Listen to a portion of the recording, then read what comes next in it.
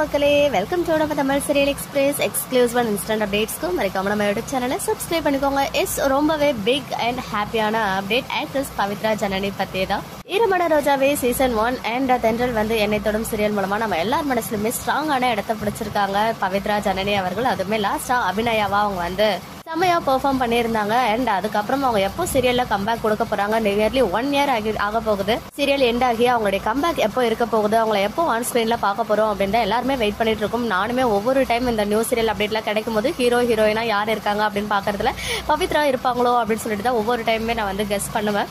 ரீசெண்டா few weeks பேக்கே update பண்ணிருந்தேன், பவித்ரா ஜனனி நேமே பிக் பாஸ்ல அடிப்படுது. ஸோ அவங்களுமே ஒன் ஆஃப் த கண்டஸ்டன்டா வரதுக்கு ஹைலி சான்சஸ் இருக்கு அப்படின்னு சொல்லிட்டு ஸோ இப்போ கிட்டத்தட்ட கன்ஃபார்ம் ஆகிருக்கு நம்ம பவி பிக் பாஸ் சீசன் 8ல ஒன் ஆஃப் த கண்டஸ்டன்டா வர போறாங்க அப்படின்னு சொல்லி. பிகாஸ் நேத்துல இருந்தே ஷூட் ஸ்டார்ட் ஆகிடுச்சு. அதாவது நாளைக்கு கிராண்ட் லான்ச் இருக்கு இல்லையா, அதுக்கான ஷூட், அந்த ஹோம் டூர் ஷூட்லாம் நேற்று ஈவினிங்கே நம்ம விஜய் சார் வச்சு ஸ்டார்ட் ஆகிடுச்சு.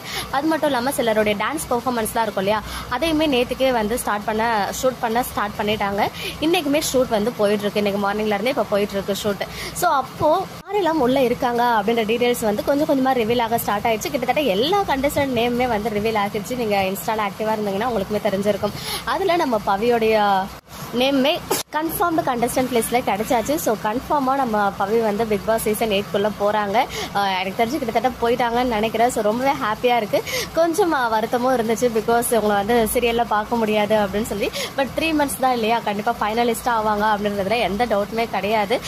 உள்ள நிறைய சம்பவங்கள்லாம் நடக்கும். நம்ம பவி அதெல்லாம் எப்படி ஹேண்டில் பண்ணி ஸ்ட்ராங்கான ஒன் ஆஃப் த கண்டஸ்டன்டா இருக்க போறாங்க அப்படின்றதுல நம்ம வெயிட் பண்ணி தான் பார்க்கணும். அது மட்டும் இல்ல, அவங்களுடைய க்ளோஸ் ஃப்ரெண்டான தர்ஷிகாவுமே உள்ள போறாங்க அப்படின்ற மாதிரி தான் அப்டேட் வந்திருக்கு.